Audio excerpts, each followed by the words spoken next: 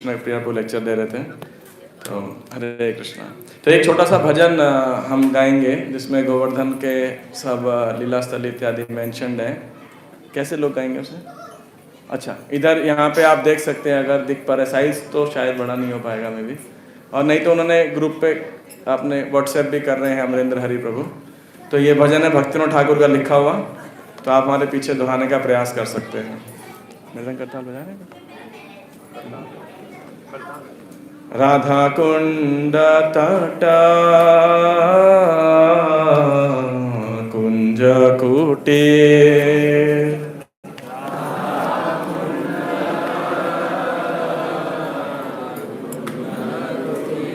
राधा कुंड तट कुंज कुटीर, तटा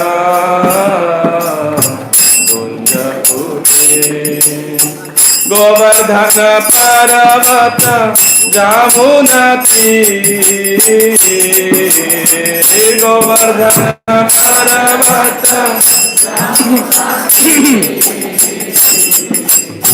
गोवर्धन पर्वत जामुना तीर,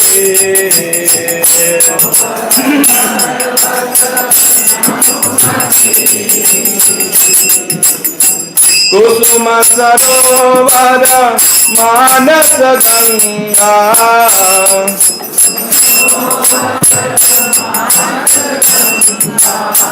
कालिंद नंदिनी विपुल तरंगा, कालिंद नंदिनी वंशीवट गोकुल धीर समीरा, वंशीवट गोकुल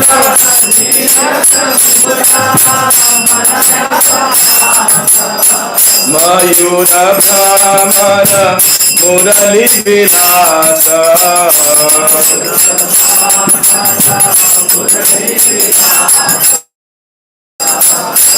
श्रृंगबद्ध चिन्ह मेघमाला,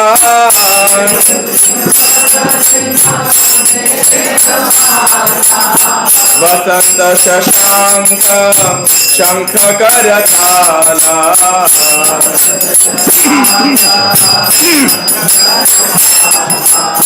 युगल विलासे अनुकूल जानी,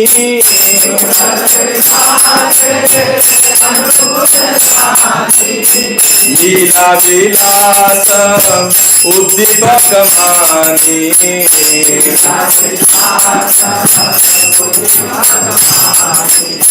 ए सब छोड़त कहीं नहीं जाऊं,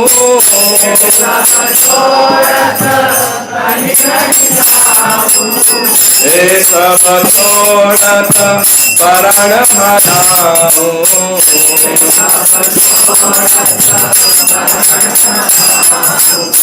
भक्ति विनोद कहे सुनो गाना,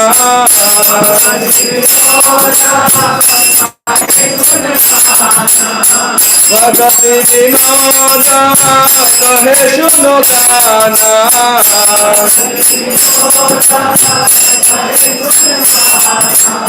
सोया उद्दीपक हमारा बनाना,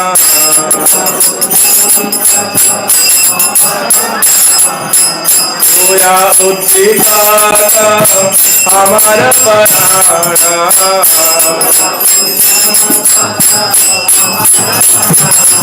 राधा कुंड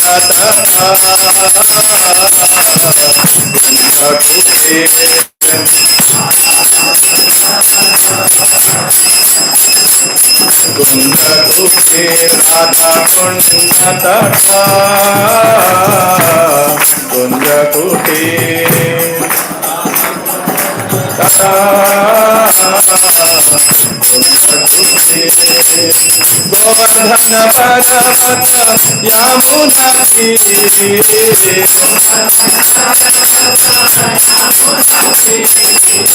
गोवर्धन पर्वत यमुना तीरे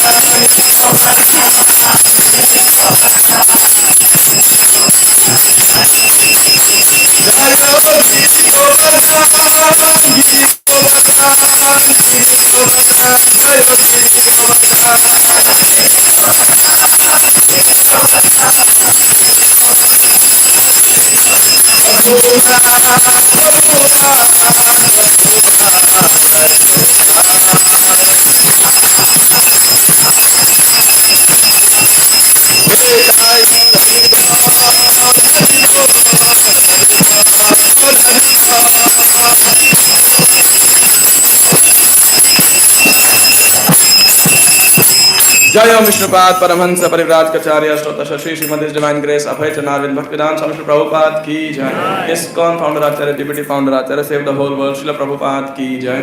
जय ओम विष्णुपाद परमहंस परिव्राज कचार्य अष्टोत्तर श्री श्रीमद भक्ति सिद्धांत ठाकुर गोस्वामी महाराज की जय। नामाचार्य हरिदास ठाकुर की जय। प्रेम से कहो श्री कृष्ण चैतन्य प्रभु नित्यानंद श्री अद्वैत गदाधर श्री वसति गौर भक्त वृंद की जय। श्री श्री राधा कृष्ण गोप गोपीनाथ श्याम कुंड राधा कुंड गिरि गोवर्धन की जय। श्री जगन्नाथ द्वारकापुरी धाम की जय। मथुरा वृंदावन धाम की जय। नवदीप मायापुर धाम की जय। गिरिराज गोवर्धन की जय। गंगा माई की जय। यमुना माई की जय। वृंद देवी तुलसी महारानी की जय। इस्कॉन रोहिणी मंदिर निर्माण योजना की जय। श्री गोवर्धन पूजा महोत्सव की। श्री गौ पूजा महोत्सव की। बलि दैत्यराज पूजा महोत्सव की। श्री रसिकानंद प्रभु आविर्भाव तिथि महोत्सव की जय। ग्रंथराज श्रीमद् भागवतम की जय। गौर प्रेमानंदे हरि हरि बोल। ऑल ग्लोरी से मडिवोट हरे Krishna. All glories to devotees Hare Krishna. All glories to devotees Hare Krishna. All glories to Sri Guru and Sri Gauranga. All glories to Srila Prabhupada. ओम अज्ञानतिमिरान्धस्य ज्ञानाञ्जना शलाकया चक्षुरुन्मीलितं येन तस्मै श्रीगुरवे नमः। श्रीचैतन्यमनोभीष्टं स्थापितं येन भूतले स्वयं रूपः कदा मह्यं ददाति स्वपदान्तिकं। वन्देऽहं श्रीगुरोः श्रीयुतापदकमलं श्रीगुरून् वैष्णवांश्च श्रीरूपं साग्रजातं सहगण रघुनाथान्वितं तं सजीवं साद्वैतं सावधूतं परिजनसहितं कृष्ण चैतन्यदेवं श्रीराधा कृष्णपादान् सहगण ललिता श्रीविशाखान्वितांश्च। हे कृष्ण करुणा सिन्धु दीनबन्धु जगत्पते गोपेश गोपिकाकान्त राधाकान्त नमोस्तुते। तप्त कांचन गौरांगी राधे वृंदावनेश्वरी वृषभानुसुते देवी प्रणमामि हरिप्रिये। वाञ्छाकल्पतरुभ्यश्च कृपा सिन्धुभ्य एव च पतितानां पावनेभ्यो वैष्णवेभ्यो नमो नमः। जय श्री कृष्ण चैतन्य प्रभु नित्यानंद श्री अद्वैत गदाधर श्रीवासादि गौर भक्त वृंद। हरे कृष्ण कृष्ण कृष्ण हरे हरे हरे राम राम राम हरे हरे। नमो विष्णुपादाय कृष्ण प्रेष्ठाय भूतले श्रीमते भक्ति वेदांत स्वामिनिति नामिने। नमस्ते सारस्वते देवे वाणी प्रचारिणे निर्विशेष शून्यवादी पाश्चात्य देशतारिणे।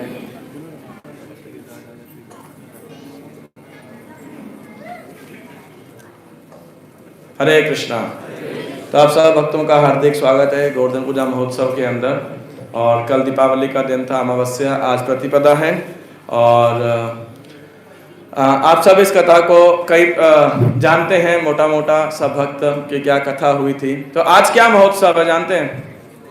हुआ क्या था मतलब गोवर्धन पूजा के दिन, आज के दिन? नहीं, यहाँ सब गलत कर जाते हैं।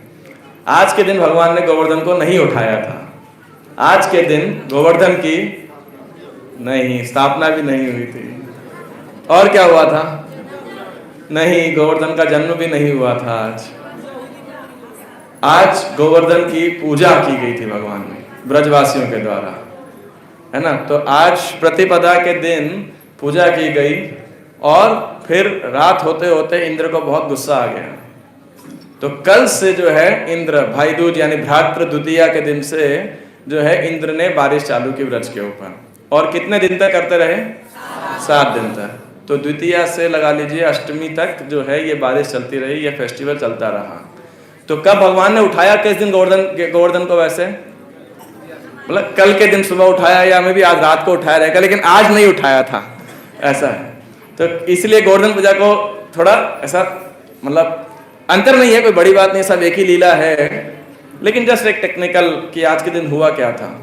और फिर नवमी के दिन जो है इंद्र और सुरभि के साथ प्रार्थना करने आए थे। तो पूरा जो एपिसोड है ये एक तरीके से 9 दिन तक चलता रहा, है ना। और दशमी के दिन सबने फिर आराम किया अपने घर में जाके। एकादशी को नंद महाराज ने जो है व्रत किया और द्वादशी को नंद महाराज को कौन पकड़ के ले गए? जल्दी स्नान किया जमुना में, वरुण देव। तो ये सब लीला इसी सीक्वेंस के अंदर में होती है। तो गोवर्धन, अब ये जो पूरा प्रसंग है बहुत बड़ा है और इसमें अनेकों शिक्षाएं प्राप्त होती हैं। तो मैं कुछ शिक्षाएं संक्षेप में से बोल के जा रहा हूं, आप स्वयं पढ़ के इसको समझ सकते हैं। और 2, 3 और समय बचेगा तो चौथा पॉइंट पे हम 4 महत्वपूर्ण पॉइंट पर चर्चा करेंगे। तो क्या चर्चा की? सबसे पहले क्या हुआ कि इंद्र की हर साल पूजा किया करते थे। क्यों किया करते थे? अगर थोड़ा शांति बनाए रख सकते हैं थोड़ा अच्छा रहेगा। जो भक्त लोग आ रहे हैं या बच्चे हैं इत्यादि, तो आप थोड़ा शांति से कार्य करेंगे तो अच्छा है। या पीछे जो गोवर्धन बना रहे हैं वो भी। तो इंद्र की सब पूजा का महोत्सव चल रहा था। कृष्ण भगवान आए, गायें जो हैं उनको अच्छी घास मिलेगी और हम भरण पोषण कर पाएंगे। तो भगवान कृष्ण वहाँ पे बोलते, अब भगवान कृष्ण एक फिलॉसफी बोलते हैं वहाँ पे, उसको बोलते हैं कर्म मीमांसा, मतलब वर्क इज वर्शिप, है ना, कि कर्म ही पूजा है, ये एक सिद्धांत है। तो ये कृष्ण भगवान ने बोला यहाँ पे, लेकिन क्या वो सही सिद्धांत है? वो सिद्धांत सही है या नहीं है? कितने लोग कह रहे हो है, सही है ये सिद्धांत, कर्म ही पूजा है? कितने लोग कहते हैं सिद्धांत सही नहीं है? अच्छा, और कितने लोग बोलते हो कि पता नहीं, कंफ्यूज है? हाँ, तो ऑफ कोर्स मैं इसमें बहुत डिटेल में जा रहा हूँ, लेकिन कर्म ही पूजा है ये एक बहुत लोगों का सिद्धांत रहता है, वर्क इज वर्शिप। लेकिन वो ये कहते हैं कि काम करोगे तभी आपको परिणाम प्राप्त होगा। ये देवता भगवान इसमें कहाँ से बीच में आ गए, है कि नहीं? बेसिकली कुल मिला के सिद्धांत का ये मूलभूत आधार है कि अगर भगवान हैं भी तो भी वो कर्म के वशीभूत हैं और आप कर्म करोगे तभी आपको परिणाम प्राप्त होगा। मतलब आम का बीज बोएंगे तभी तो आम का फल प्राप्त होगा। आम का पेड़ उगेगा कि नहीं उगेगा? जब बीज ही नहीं बोया आपने तो कैसे उगेगा? और आम का बीज बोया है तो परिणाम क्या मिलेगा? आम ही मिलेगा आपको, उस पर केला नहीं मिलेगा, संतरा नहीं मिलेगा, चीकू नहीं मिलेगा। तो बोले इसलिए महत्वपूर्ण पार्ट क्या है? बीज बोना। आपने बीज बोया इसीलिए आपको फल प्राप्त हुआ, ठीक है कि नहीं? तो अब इसमें देवता सब कहां से आ गए, भगवान कहां से आ गए परिणाम देने में? बताइए, देवता कहां से बीच में आ गए? भाई जब आप अब आपने बीज बोया ही नहीं तो बीज मिलेगा नहीं। तो ऐसा तो है नहीं कि बंजर जमीन से अपने आप ही आम का पेड़ आ गया या दूसरे पेड़ आ गए, ऐसा नहीं है। तो भगवान इस सिद्धांत को यहाँ बोलते हैं। अभी सिद्धांत को कैसे काट सकते हैं आप? यदि आपके पास सिद्धांत मिले तो बोले देख कितनी बारी लोग कर्म करते हैं लेकिन परिणाम नहीं मिलता है। आप सैकड़ों बीज बोएंगे, 2-4 पेड़ निकलेंगे, है कि नहीं? कितनी बारी जो है लोग कर्म करते हैं, देखिए कितने बच्चे पढ़ाई करते हैं, है ना, और कई लोग ज्यादा पढ़ाई भी करते हैं लेकिन परिणाम सेम नहीं आता है, परिणाम अलग अलग आता है। क्यों? अगर सबने बराबर कर्म किया है तो बराबर आना चाहिए ना परिणाम। कितनी बारी पुरुष और स्त्री जो है संतानोत्पत्ति के लिए कार्य करते हैं लेकिन संतान नहीं होती है, क्यों? अगर केवल कर्म से, केवल मैकेनिज्म से, एक सिंपल मैकेनिक से रिजल्ट आ सकता था तो फिर हर बार क्यों नहीं आता है कि नहीं? तो ये कर्म ही पूजा कुछ लोगों का, और नास्तिक लोगों का सिद्धांत है ये कहने के लिए, इतना ही नहीं, ये कर्म ही पूरा सिद्धांत इतना प्रचलित है कि इसको गीता के सार के रूप में प्रस्तुत कर दिया जाता है कि नहीं? शायद आपने बचपन से पढ़ा होगा, खैर आजकल तो गीता सार भी वो भी नहीं होता कहीं, कम से कम उससे गीता तो याद रहता था, आज वो भी नहीं है। लेकिन आप सोचिए इतनी बड़ी भ्रांति जो है रहती है। तो एनीवे कृष्ण भगवान इस सिद्धांत को नंद बाबा को प्रस्तुत करते हैं और कई लोग सोचते देखो कृष्ण भगवान ने बोला है, लेकिन कृष्ण भगवान ने क्यों बोला? सिर्फ उनको इंद्र पूजा से डिस्करेज करने के लिए। इसका मतलब ये नहीं है कि, हालांकि इसके वक्ता भगवान श्री कृष्ण हैं भागवतम के अंदर, लेकिन इसका मतलब ये नहीं है कि यह सिद्धांत सही है, क्योंकि किसी एक कंटेक्स्ट में, एक मूड में उन्होंने इस बात को बोला था कि कर्म ही सर्वोपरि है और कर्म ही पूजा है, तो गधा सबसे बड़ा पुजारी है कि नहीं? सारा दिन काम करता है वो तो, है ना? तो भक्त लोगों के लिए क्या है? पूजा ही कर्म है। और ये सिद्धांत लोग क्यों बोलते हैं? लोग भक्तों को बोलते हैं आप समाज के लिए क्या कर रहे हो, आप लोग कर्म नहीं करते हो, सब छोड़ छाड़ के ऐसे ही बैठ जाते हो, है कि नहीं? भक्त लोग पैरासाइट है समाज के ऊपर, निकम्मे हैं, है ना? सब बड़े बड़े मंदिर बनाने का क्या फायदा है? तो ऐसे लोग जो है इस प्रकार का सिद्धांत बोला करते हैं। तो एनीवे कृष्ण भगवान ने सिद्धांत बोला, नंद महाराज, लेकिन उनको सिद्धांत से कोई मतलब नहीं था, उनको इंद्र से कोई मतलब नहीं था, उनको कृष्ण से प्रेम था। तो इन्होंने क्या किया? कृष्ण ने बोला कि क्यों ना ये जो यज्ञ की सामग्री है ये सब हमारा, हम लोग क्या हैं? तो भगवान श्री कृष्ण एक बहुत सुंदर श्लोक बोल रहे हैं यहाँ पे, न नह पुरो जनपदा न ग्राही न, नहीं 10:24 इसे एक पहले वाला, तस्मा नहीं, ये नहीं, न नह पुरो जनपदा न ग्रामा न गृहा वयम वनौकसास्तात् नित्यम वन शैला निवासिनः। तो भगवान कह रहे हैं हे पिताजी, हमारा घर तो शहर में नहीं है, हमारा शहर गांव में नहीं है, और ना हमारा जो घर है सिटीज मतलब मेट्रोपॉलिटन जो सिटीज है, मतलब ऐसे नगरों में भी नहीं है। कहाँ है? वनों का सस्तात नित्यम वनशैल निवासिनः, कि हम लोग तो वन में रहने वाले लोग हैं। कृष्ण ऐसा कह रहे हैं, है ना? नित्यम वनशैल निवासिनः, हम वन में रहने वाले हैं और वन में गुजर बसर करने वाले हैं। इस विषय में बहुत लंबी चर्चा की जा सकती है। आधुनिक समाज की संरचना शहरों पर आधारित है, वन को उखाड़ते जा रहे हैं, जंगल की जगह कंक्रीट जंगल बनते जा रहे हैं, लेकिन वास्तविकता में जो मानव सभ्यता है वो वनों के ऊपर आधारित है, जहाँ पे जो पशु हैं, पशु भी नहीं कहना चाहिए, विशेषकर गाय है और अन्य जो घर के पशु रहते हैं वो सब वहाँ चर सकते हैं। वन से आपको जीने के लिए लगभग सारी सामग्री प्राप्त हो जाती है, नदियों से जल प्राप्त हो जाता है, वातावरण शुद्ध रहता है। तो इसलिए भगवान ये भी नहीं कह रहे कि हम गांव में रहने वाले हैं, भगवान ने कह रहे हैं हम जंगल के वासी हैं, हम वनवासी हैं, वन में रहने वाले हैं। क्योंकि इसलिए उसका नाम क्या है? वृंदावन। वृंदाग्राम नहीं है, मतलब गुरुग्राम आप बोल सकते हैं, लेकिन वृंदाग्राम नहीं है। वहां पे कितने वन है ब्रज के अंदर? 12 वन। केशी क्या है? केशी घाट, वंशी वट, द्वादश कानन, 12 वन है वहां पे। किसी को नाम याद है पूरे 12 के 12? नहीं है तो आप याद कर सकते हैं बाद में, है ना? मधुवन, भांडीर वन, भद्रवन, लहोवन, काम्यवन, और नहीं खेलन वन को नहीं आता उसमें, लोहवन, भद्रवन, एनीवे तो बहुत सारे वन हैं जहाँ पे भगवान ने अनेक अनेक लीलाएं की हैं। तो कृष्ण भगवान कहते हैं कि हे पिताश्री, हम गौवों, ब्राह्मणों और गोवर्धन पूजा के, गोवर्धन पर्वत के आनंद के लिए जो सामग्री इंद्र पूजा के लिए हमने इकट्ठी की है देते हैं। तो ठीक है, तो ऐसा जब बोला तो सब ब्रजवासी जो है कृष्ण के प्रेम के कारण मान गए। और इससे क्या सिखाना चाह रहे हैं? देखिए ये बहुत महत्वपूर्ण बात है, और वो है कि भगवान श्री कृष्ण गायों और ब्राह्मणों के महत्व को बता रहे हैं इस लीला के अंदर। तो पहला कर्म मीमांसा फिलॉसफी को रिजेक्ट करना, दूसरा भगवान क्या कर रहे हैं? ये गायों और ब्राह्मणों के महत्व को स्थापित कर रहे हैं। तीसरा भगवान कह रहे हैं देवताओं की पूजा करने की आवश्यकता है। तो डेमीगॉड वर्शिप के बारे में हमें भगवान जो है खंडन करें कि मेरे को यदि आपने पूजा कर लिया तो सभी देवताओं की सभी की पूजा हो गई, आपको अन्य जो है मेहनत करने की आवश्यकता नहीं है।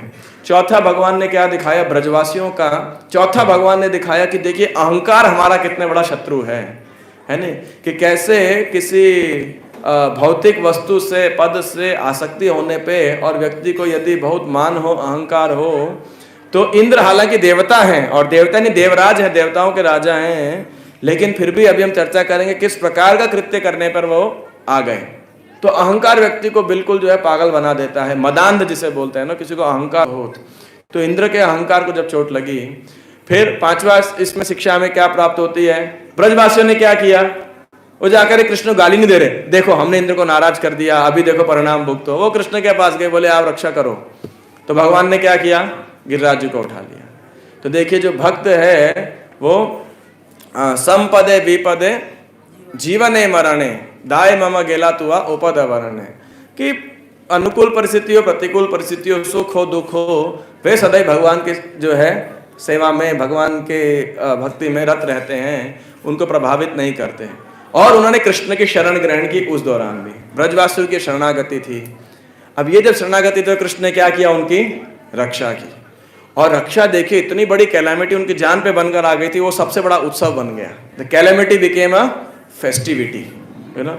एक बहुत बड़ी दुर्घटना एक बहुत बड़े महोत्सव में आयोजित हो गई। इसके बाद एक आचार्य बताते हैं कि भगवान ने लीला क्यों की? एक बहुत सुंदर महोत्सव को मनाने के लिए, ताकि हम आने वाली पीढ़ियां भी उस महोत्सव को मना सकें। और उस समय तो उन्होंने मनाया ही मनाया। और उसके अलावा अंत और अनेक शिक्षाएं हैं। एक शिक्षा लास्ट, वो क्या है? इंद्र के मान को ठीक करने के लिए। इंद्र का जो अहंकार था, तो ये भगवान की भक्त वात्सल्यता है। तो हम 2-3 विषय पर चर्चा करेंगे। पहला, गोवर्धन पूजा कैसे मनाई गई। दूसरा, इंद्र का क्रोपित होना और किस प्रकार से अहंकार व्यक्ति को पागल बना सकता है। और तीसरा हम चर्चा करेंगे, जब इंद्र का अहंकार टूटा तो उन्होंने क्या प्रार्थना की और भगवान की क्या प्रतिक्रिया हुई। तो यहाँ पे भगवान ने अब विधि बताई गिरिराज की पूजा कैसे करनी चाहिए। तो उन्होंने बताया, पच्यंताम विविधा पाका सुपंता पायसादयः संयावा पूपशकुल्यः सर्वदोहश्च गृह्यताम। उन्होंने बताया खीर से लेके तरकारी के शोरवे यानी वेजिटेबल सूप तक के विविध पकवान तैयार किए जाएं, अनेक प्रकार के बढ़िया पापड़ तल लिए जाएं या सेक लिए जाएं, तथा दूध के जितने पदार्थ बन सके उन्हें इस यज्ञ के लिए एकत्र किया जाए। तो मतलब अनेक प्रकार के खूब, मतलब सैकड़ों हजारों प्रकार के व्यंजन बनाए गए, वेजिटेबल सूप, सब्जियां, दूध के आइटम, मिष्ठान इत्यादि, पापड़ इत्यादि, जितने भी व्यंजन हो सकते हैं, है ना, तो ऐसे बनाया जाए। तो ये कुकिंग सबसे पहला, खूब अन्नकूट सबने बनाया। आजकल क्या हो जा रहा है, हम अन्नकूट भी बनाते हैं तो उसमें बहुत सारा फ्रूटी, रियल जूस, वो सब बाहर का रख देते हैं। लेकिन असली क्या है कि सब भक्त एक दिन पहले से, मतलब दीपावली की रात से, दीपावली के दिन से आप सब सोच के आइए, अलग अलग व्यंजन बना के ले गए खूब मात्रा के अंदर। फिर क्या किया जाए? वैदिक मंत्रों में पटु ब्राह्मणों को चाहिए कि यज्ञ की अग्नियों का ठीक से आवाहन करें। तत्पश्चात तुम लोग पुरोहितों को उत्तम भोजन कराओ और गौएं तथा अन्य भेंटें दान में दो। मतलब ब्राह्मणों को, पुरोहितों को बुलाओ, यज्ञ करें और यज्ञ की जो अग्नि है उसका आवाहन करें, उनको आप भरपूर मात्रा में प्रसाद दीजिए और गायें और अन्य उपहार उन्हें दक्षिणा में दीजिए। फिर कुत्ते तथा चांडालों जैसे पतितात्माओं समेत हर एक को उपयुक्त भोजन देने के बाद सबको भोजन दीजिए आज के दिन। मतलब अन्नकूट मतलब अनंत जो है, और उसको सबको खिलाओ, कुत्तों को, चांडालों को, सबको खिलाइए। तो आज का जो महोत्सव का जो सेकंड पार्ट है, पहला पार्ट था कुकिंग और दूसरा पार्ट क्या है? डिस्ट्रीब्यूटिंग। मतलब गोवर्धन पूजा में ऐसा रिकॉर्ड बनाना चाहिए, कितने लोगों को प्रसाद बांटा हमने, ये भी एक हर किसी को प्रसाद बांटना चाहिए। और ये सब करने के बाद आप क्या कीजिए, सारी गौओं को घास खिलाइए, उनको भी भोजन दीजिए। और गोवर्धन जो पर्वत है उनको अपनी जो भेंट आपने इंद्र के लिए है, वस्त्र और सोना चांदी और इत्यादि सब, वो सब आप गिरिराज जी को ऑफर कीजिए, गोवर्धन को ऑफर कीजिए। अच्छा, अब इसके बाद क्या करें? अभी तक प्रसाद का मेंशन नहीं आया है, अभी तो खिलाओ। अब भर पेट भोजन करने के बाद अब प्रसाद पाओ, है ना, सही अन्नामृत पाओ। अब नेक्स्ट क्या होने वाला है? खा के सो जाओ। नहीं, राधा कृष्ण गुण गाओ। तो भगवान ने आगे क्या बोला? भर पेट भोजन करने के बाद तुम में से हर एक को, क्योंकि अभी तक क्या कुकिंग किया, डिस्ट्रीब्यूशन किया, है ना, गायों को खिलाया, गोवर्धन की पूजा करी, तो स्वाभाविक लोग थक जाएंगे, भूख लगी होगी। और भूख लगने के बाद में जब अब खाएंगे प्रसाद तो विश्राम करना चाहेंगे, लेकिन रिफ्रेश होना चाहिए। तो क्या बोला? हर एक को वस्त्र तथा आभूषण से खूब सजना चाहिए। अब सब कपड़ा बड़ा गंदा हो गया होगा, तो आप बढ़िया वस्त्र पहन के आभूषण एकदम अब पार्टी करेंगे असली, है ना। और अपने शरीर में चंदन लेप करो और तत्पश्चात गौओं, ब्राह्मणों, यज्ञ की अग्नि और गोवर्धन पर्वत की प्रदक्षिणा करो। तो बढ़िया वस्त्र पहन के आओ और फिर परिक्रमा करो। जय श्री जगन्नाथ बलदेव सुभद्रा महारानी की जय। तो आज के दिन ये जो गोवर्धन परिक्रमा किसने की थी? भगवान कृष्ण ने और समस्त ब्रजवासियों ने। तो ये तभी भक्त लोग जो है जो अन्नकूट बनाते हैं उसकी 4 बार परिक्रमा करते हैं, है ना।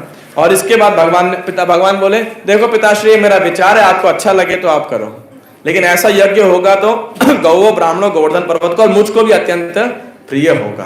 तो सब मान गए। तो जो है उसे उचित मान करके बिल्कुल ऐसा ही किया सबने। और जब सारी भेंटें ऑफर की तो भगवान ने क्या किया? बहुत विशाल रूप गोवर्धन पर्वत के रूप में धारण कर लिया और पर्सोनिफाइड रूप के अंदर प्रकट हुए, है ना।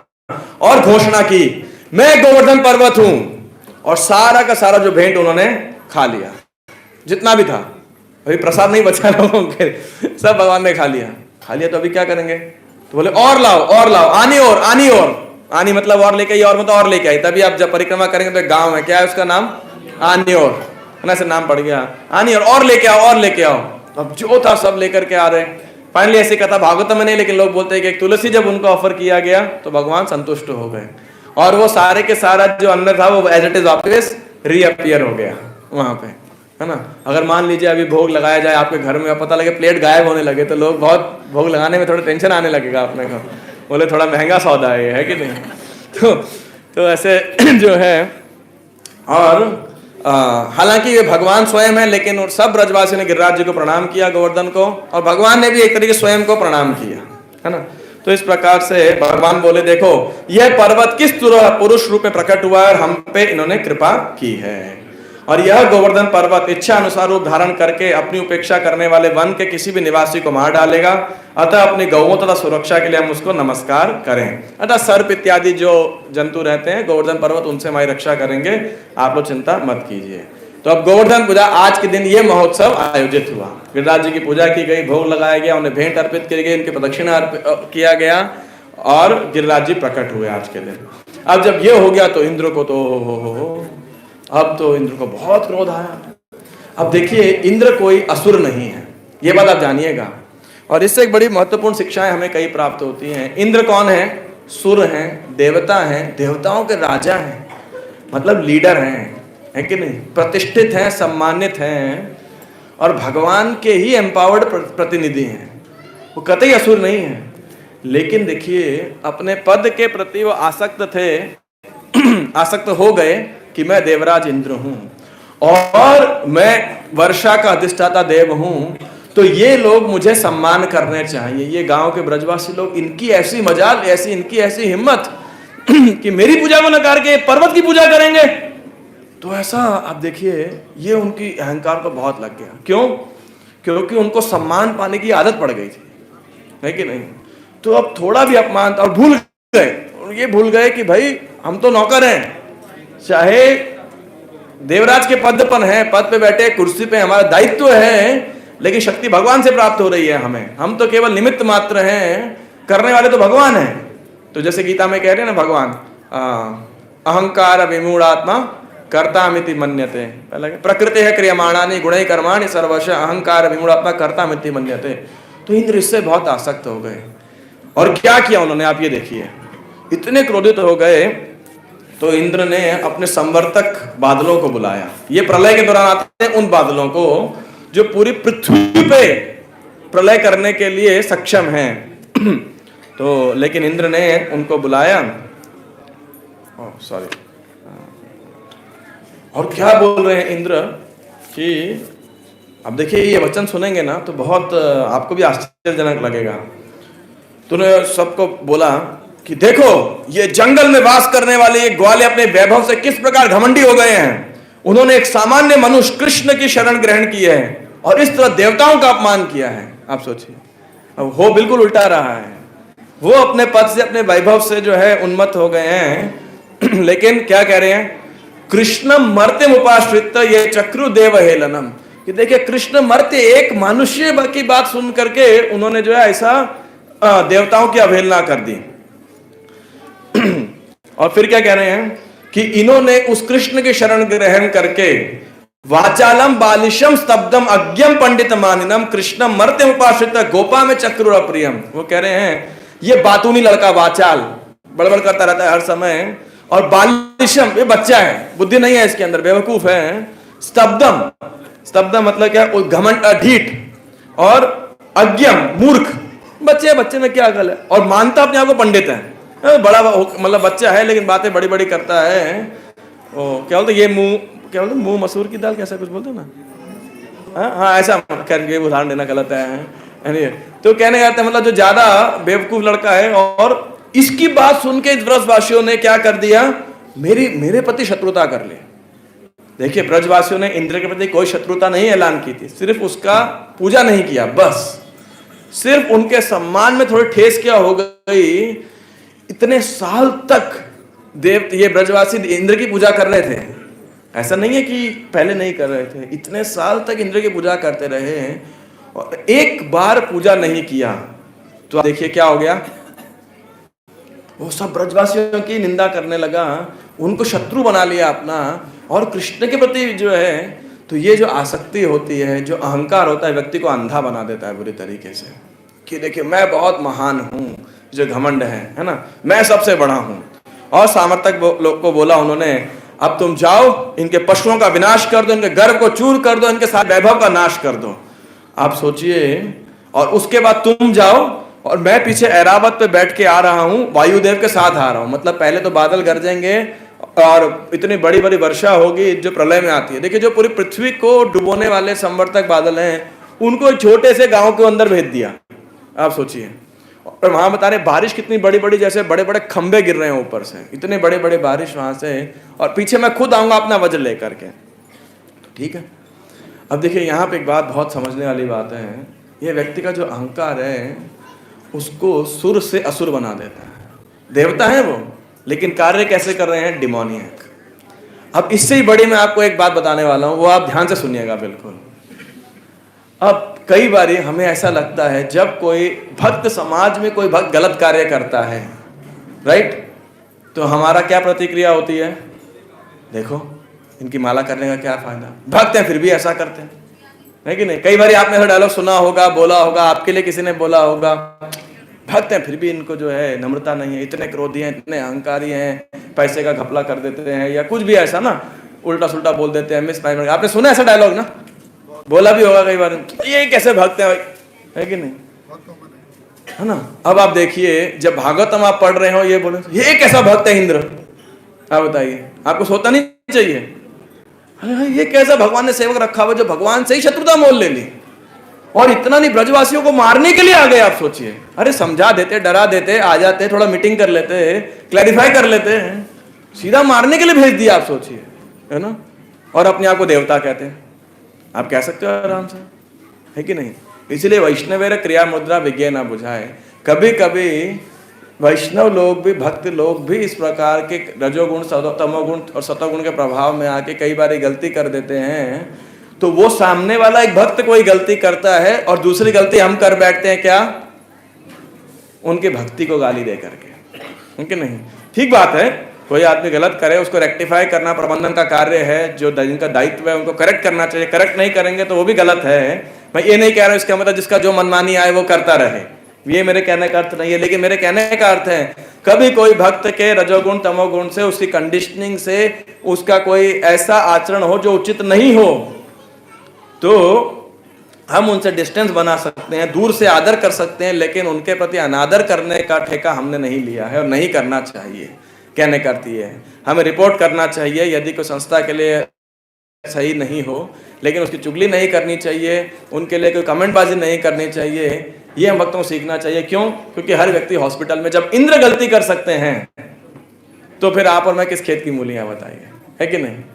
तो इसी प्रकार से हमें ये क्षमाशीलता को सीखना चाहिए, सहनशीलता को सीखना चाहिए कि भक्त समाज के अंदर भी आ गए तो इसका मतलब ये नहीं है कि हर व्यक्ति शुद्ध भक्त बन गया है कि नहीं। तो इसीलिए इस बात से हम एक सीख सकते हैं कि आप बोल सकते हैं इंद्र कैसा भक्त है। अब दूसरी बात देखिए, भक्तों के अंदर, अब हम भक्त हैं तो हम ये नहीं, अब ये मेरी बात से ये मत ले लीजिएगा हाँ हम माला भी कर रहे हैं, इधर से कुछ गलत कार्य भी कर रहे हैं, नहीं। भक्त का आचरण तो बिल्कुल प्रभुपाद जी कहते थे कि जेंटलमैन जैसा होना चाहिए। What is that verse? All the good qualities come in the यस्यास्ति भक्तिर्भगवती यकिंचना सर्वै गुणैः तत्र समासते सुराः हराव भक्तस्य कुतो महद्गुणा मनोरथेन सति धावतो बहि।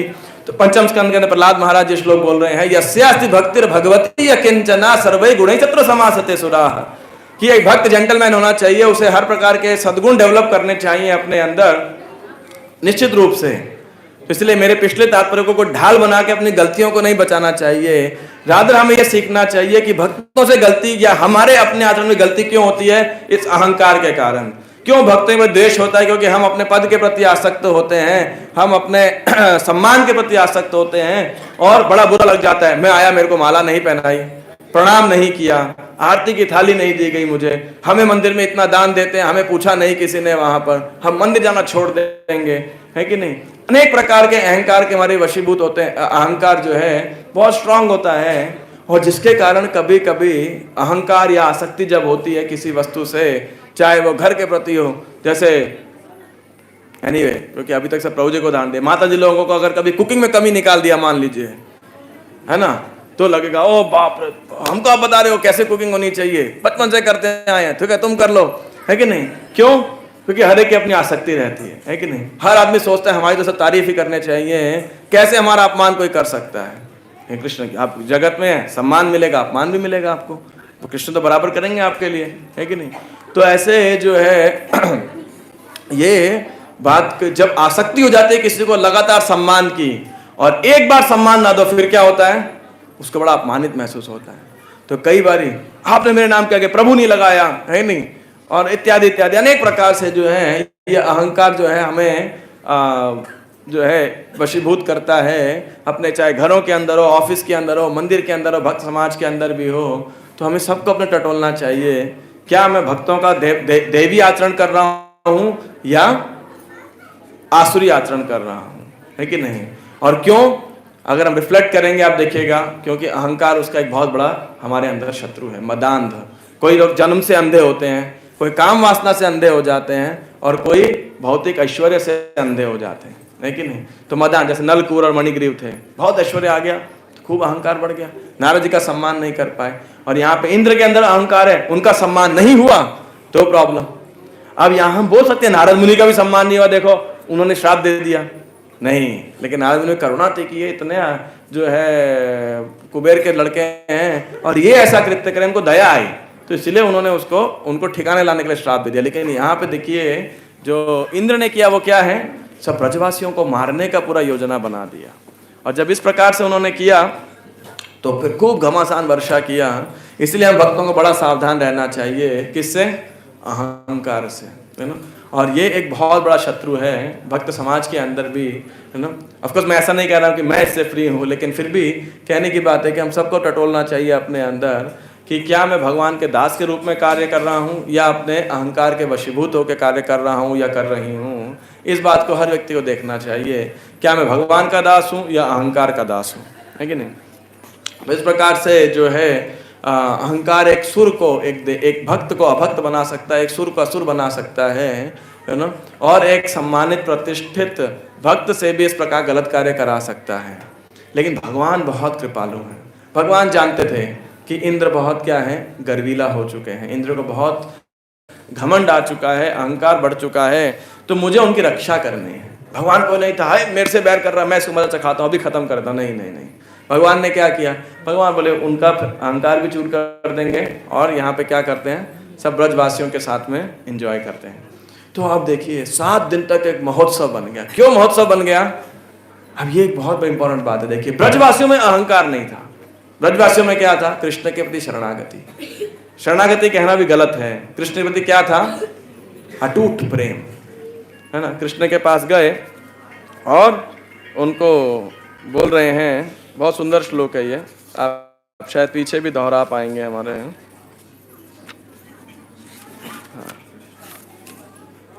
कृष्ण कृष्ण महाभाग त्वन्नाथम गोकुलम प्रभो त्रातुम अर्हसि देवान्नः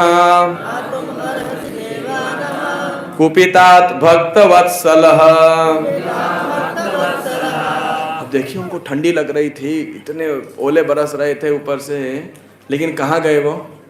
कृष्ण के पास गए। और कृष्ण क्या कह रहे हैं? कृष्ण कृष्ण महाभाग, हे कृष्ण, हे परम भाग्यशाली कृष्ण, त्वन्नाथम गोकुलम प्रभो, आप हमारे नाथ हैं, गोकुल के ईश्वर हैं। त्रातुम अर्हसि देवान्नः। अभी देखिए गोकुल का दो अर्थ है, गोकुल जगह का नाम भी और गोकुल मतलब गायों के समुदाय के, आप उनके रक्षा करने वाले। नमो ब्रह्मण्य देवाय गो ब्राह्मण हिताय च जगत हिताय कृष्णाय गोविंदाय नमो नमः। तो आप इंद्र के क्रोध से इन गौओं को बचाइए, आप अपने भक्तों पे इतने वत्सल है, हमें भी बचा लीजिए। देखिए ब्रजवासी भी क्या कह रहे हैं? पहले रक्षा किसकी करो?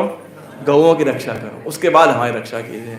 आज मनुष्य समाज निकृष्ट हो चुका है, इन गायों की हत्या कर रहे हैं। आप देखिए,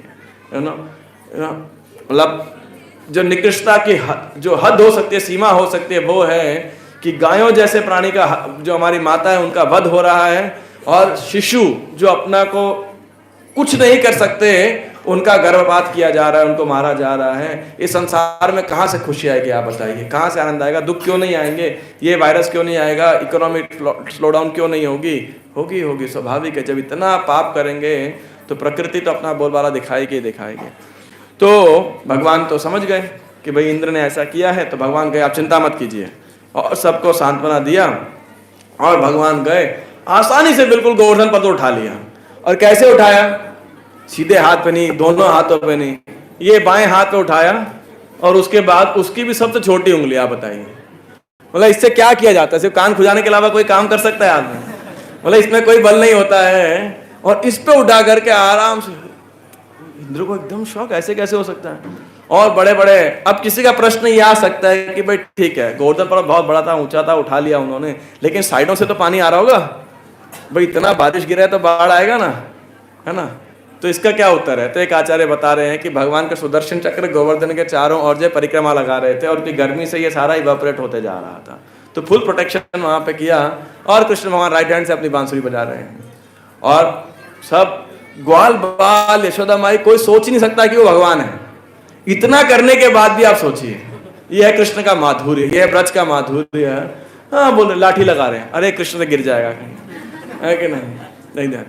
बाद में गोपियां कह रही हैं कि देखो ये कृष्ण क्यों उठा पाया गोवर्धन को, कृष्ण को ताकत थोड़ी है, ये तो राधा रानी उनकी ओर देख रही थी इसीलिए उठाया उन्होंने, है कि नहीं? तो ना गोप है ना गोपियां है, कोई मानता ही नहीं कि उठाया है ना? उनको लग रहा है ये तो बहुत चमत्कार है, कोई भगवान की शक्ति है इसके पास में, नारायण की शक्ति है, बाकी क्या है ना? तो ऐसा जो है भगवान ने उठा लिया। और सब अब 7 दिन 7 रात, देखिए ये भगवान इंद्र से ना बहुत ज्यादा नाराज नहीं थे। नाराज किससे थे? ब्रह्मा जी से ज्यादा नाराज थे। मेरे दोस्तों को दूर कर दिया, बछड़ों को दूर कर दिया। यहाँ पे तो गाय बछड़े ग्वाल बाल गोपियां, जो वयोवृद्ध गोपियां, सारा ब्रज इकट्ठा हो गया एक साथ। मतलब दास्य रस, साख्य रस, वात्सल्य रस, माधुर्य रस, सब एक साथ इकट्ठे हो गए यहाँ पे। तो खूब सेलिब्रेशन हुआ, खूब एकदम पार्टी, 7 दिन 7 नाइट, 7 days 7 नॉन स्टॉप, पूरा वीकेंड पार्टी नहीं, ये वीक पार्टी, पूरा whole week, throughout the week party है ना, 24/7। और वो कृष्ण का रूप देख रहे हैं। क्यों? आज देखिए ग्वाल वालों को लगता था वो सुबह सुबह गाय चराने जाते थे, शाम को वापिस आ जाते थे, तो जो है उनको रात का समय कृष्ण के साथ नहीं रह पाते थे। गोपियां दिन के समय नहीं रह पाती थी, जो कृष्ण की माता गण है वो दिन के समय रह पाती थी। अब सबको मौका मिला 7 दिन 7 रात कंटिन्यूअसली कृष्ण के साथ रहने के अंदर, और उन्हें कोई भूख प्यास कुछ प्रकार का नहीं, केवल आनंद हो रहा है। वहां पे संगीत हो रहा है, कृष्ण के दर्शन कर रहे हैं। और 7 दिन इस प्रकार से होके भगवान ने सबको बाहर निकाला और बोला कि आप जाइए, हवा वर्षा सब रुक गई है, पानी उतर गया है, बाढ़ का पानी, आप सब बाहर जाइए। और जब सारे चले गए, कृष्ण ने आराम से उठा के उसे वापस सेट कर दिया वहां पे। अब देखिए, अगर किसी को अवार्ड देना हो, नोबेल प्राइज देना हो वेट लिफ्टिंग में, किसको देना चाहिए? भगवान कृष्ण को, है कि नहीं? और ऐसा कहीं कोई वर्णन नहीं है कि भगवान जिम जाते थे, वर्कआउट किया करते थे, और 5 kilo 10 kilo 25 kilo 125 kilo practice किया करते थे। एक्चुअली प्रभुपाद जी की एक शिष्या थी, आई थिंक जदुरानी माता जी थी, तो उन्होंने जब गोवर्धन लीला का पेंटिंग बना ना, कृष्ण भगवान के बड़े बड़े ऐसे बाइसेप्स सब बना दिए। तो प्रभुपाद जी आए और देखे तो प्रभुपाद जी को बहुत हंसी आई कि ठीक है, अभी उनको तो कृष्ण का रूप नहीं पता है। तो प्रभुपाद बोले Krishna doesn't need biceps, triceps to lift Govardhan hill. तो कहने का अर्थ है कि कृष्ण भगवान सदैव भगवान है, उनको कोई अभ्यास करने की आवश्यकता नहीं है ना। तो इस प्रकार से जो है भगवान ने इंद्र, अब इंद्र 7 दिन 7 रात संवर्तक बादल की कैपेसिटी खत्म, पूरा टैंक खाली उनका, अब क्या करेंगे भाई, है कि नहीं। तो अब कृष्ण भगवान जो है उल्टा हुआ था, सुरभि आई इंद्र को, इंद्र पीछे पीछे आए। सुरभि क्यों आई, कोई बता सकता है क्या कारण था सुरभि गाय का आने का?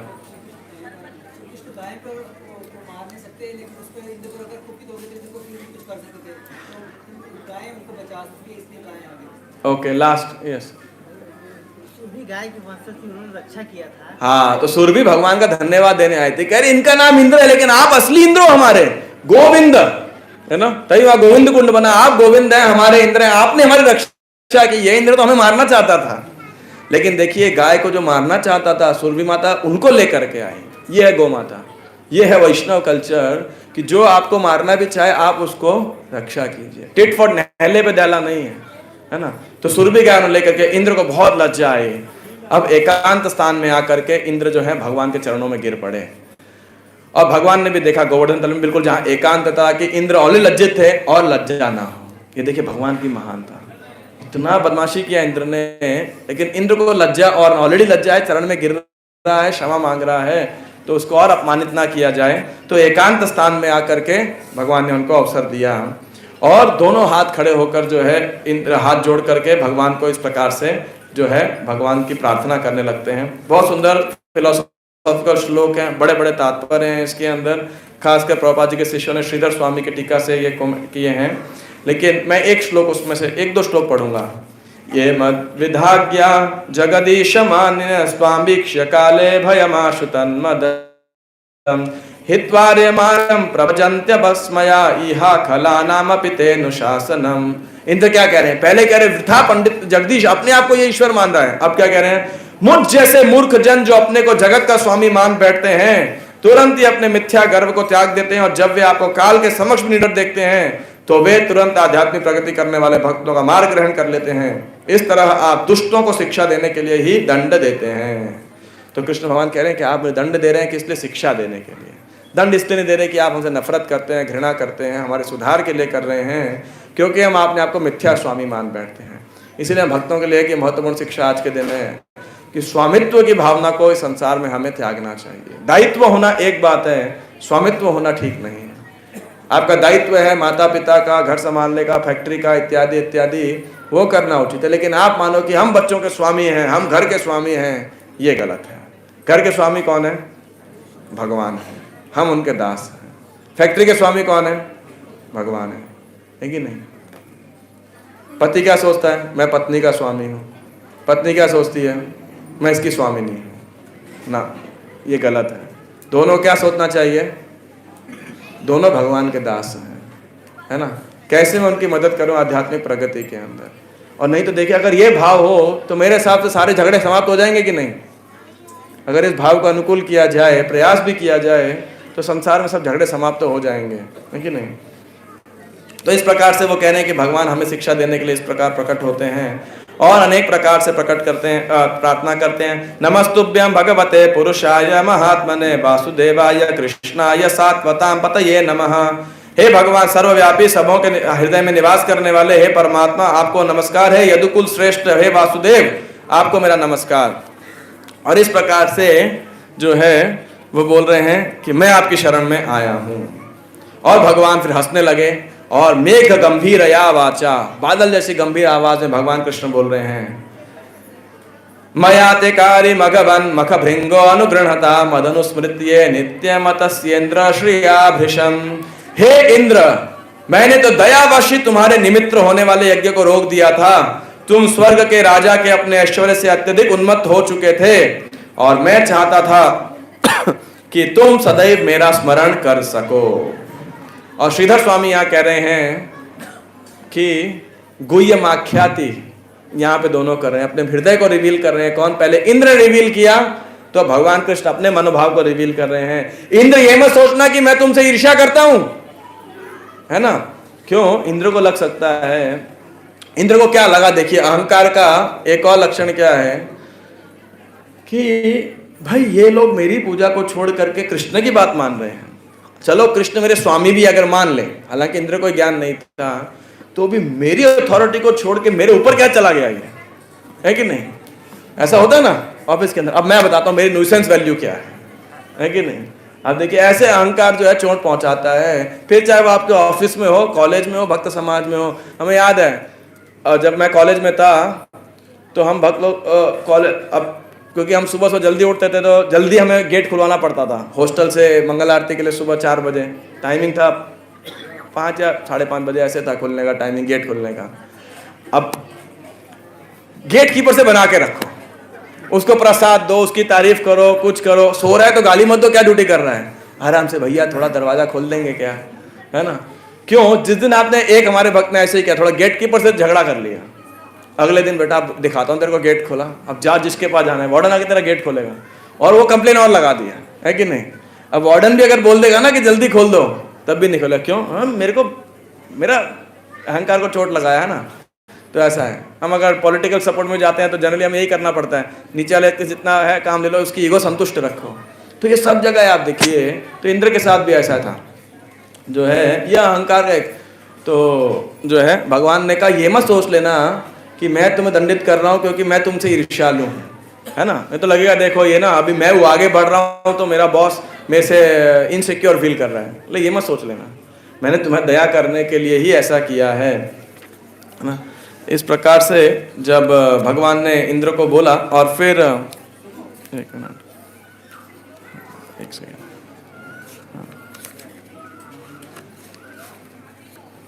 तो भगवान इस प्रकार से उन्हें बोले, और बोले, अब देखिए भगवान ने क्या बोला, मामेश्वर्य श्रीमदांधो दंडपाणिम न पश्यति तम भ्रंश्यामि संपद्यो यस्य चेच्छाम्य अनुग्रहम। अपनी शक्ति तथा ऐश्वर्य के नशे में उन्मत्त मनुष्य मुझे अपने हाथ में दंड का डंडा लिए हुए अपने निकट नहीं देख पाता। यदि मैं उसका वास्तविक कल्याण चाहता हूं तो मैं उसे भौतिक सौभाग्य के पद से नीचे घसीट देता हूं।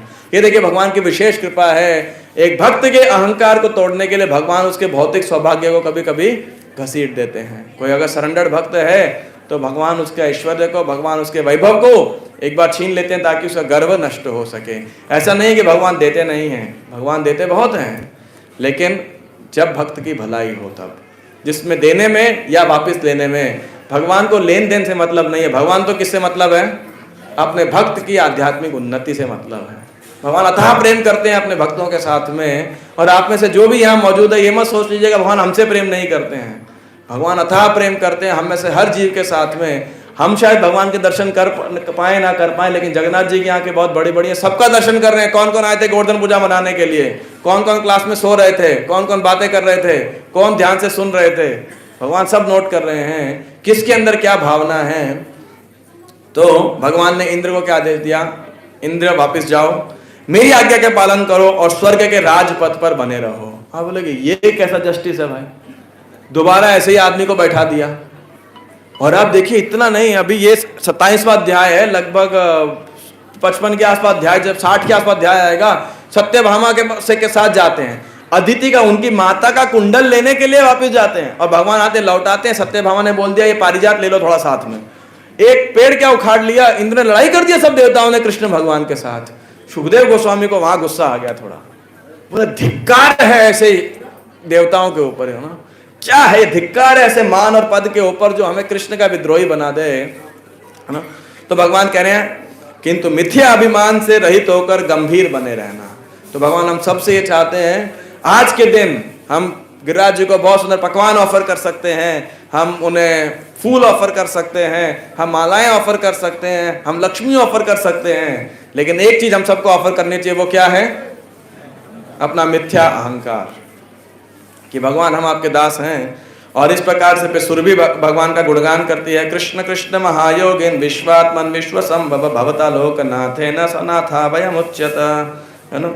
और फिर कहिए त्वम न परमकम दैवम त्वम न इंद्रो जगतपते भवाय भव गो विप्र देवानाम च ये च साधवः। आप जो है हमारे लाभ हेतु आप हमारे इंद्र बने। और फिर सुरभि गाय जो है उनका अभिषेक करती है और फिर स्वर्ग में वापस जाती हैं। और जो है इंद्र वापस जाते हैं अपने पद पे दोबारा स्थित होते हैं। तो जो है भगवान कृष्ण बहुत दयालु हैं, अपने भक्त को करेक्ट करते हैं, रेक्टिफाई करते हैं, उससे घृणा नहीं करते हैं, ईर्ष्या नहीं करते हैं, बारंबार प्रयास करते हैं। ऐसे ही भगवान बारंबार हमारे जीवन में हमें अवसर प्रदान करते हैं कैसे हम उनकी शरण ग्रहण कर सकें। लेकिन जैसे महाराज कहते हैं, गोपाल कृष्ण महाराज, हम लोग बहुत अच्छे भक्त हैं, बोलते हैं हम लोग बहुत ढीठ हैं, कि नहीं, बार बार सुनते हैं लेकिन हमारे ऊपर असर नहीं पड़ता है। तो गोवर्धन पूजा वो फेस्टिवल है जिसके अंदर हम अपने अहंकार को, अपनी आसक्ति को, भौतिक आसक्ति को त्याग करके भगवान के शरण ग्रहण करें। भगवान के शरण ग्रहण करेंगे, बड़ी से बड़ी विपत्ति भी जो है हमारी संपत्ति बन जाएगी, है ना। एक श्लोक है, महाविपत्तौ संसारे यह स्मरेत मधुसूदन विपत्ति तस्य संपत्ति। एक आखिरी मैं भूल गया कि महाविपत्तौ संसारे, संसार में जब महाविपत्ति में यह स्मरेत मधुसूदन, यदि कोई भगवान मधुसूदन को याद करता है, वो विपत्ति उसकी क्या बन जाती है, संपत्ति बन जाती है। क्यों? क्योंकि उसको उस समय कृष्ण का दर्शन हो पाता है ना। भवतः दर्शनम यत्स्यात् अपुनर्भव दर्शनम विपदा संतुता शाश्वत तत्र तत्र जगत गुरु। इसलिए कुंती महारानी क्या कह रहे हैं, हमें और कष्ट दीजिए। तो आप ये प्रार्थना मत कीजिए हमें और कष्ट दीजिए, बाद में आप मुझे गाली दोगे, भाई लेक्चर में दे दिया और आप उत्साहित होकर बोल दिए। लेकिन जो है भगवान ने सुन लिया, मान लो प्रार्थना कार्तिक के महीने के अंदर, है ना, तो समस्या हो जाती है कई बार। भाई जब समस्या आती है तो हमारी सारी श्रद्धा का टेस्ट हो जाता है। तो ऐसा मत आप सोचिएगा, लेकिन फिर भी हमारा प्रयास होना चाहिए कैसे अधिक से अधिक हम कृष्ण का स्मरण कर सकते हैं, अपने अहंकार को त्याग सकें। यह अहंकार बाधा है हमें कृष्ण का स्मरण करने के अंदर, है कि नहीं। चाहे हमें जो है फंड कलेक्शन करना है, बहुत सारी सेवाएं करनी है, मंदिर के अंदर प्रबंधन है, और संसार में उथल पुथल चलती रहती है, घर में, बिजनेस में, राजनीति के अंदर अनेक प्रकार उथल पुथल चलते रहते हैं। लेकिन इसके बीच में हमारे जीवन का लक्ष्य फिर भी चेंज नहीं हो सकता, ना होना चाहिए। और जीवन का लक्ष्य एक ही है, भगवान श्री कृष्ण के चरण कमलों की शरण ग्रहण करना। श्री गिरिराज महाराज की, गोवर्धन पूजा महोत्सव की, बोलो गिरिराधरण की, पिता गौर प्रेमानंदे हरे हरे।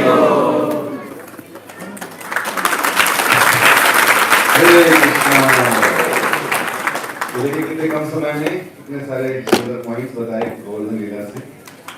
इस वक्त गोपाल कृष्ण गोस्वामी महाराज भी कहते थे कि हमारा वेट होगा 80 किलो, लेकिन उसमें अहंकार का वेट 100।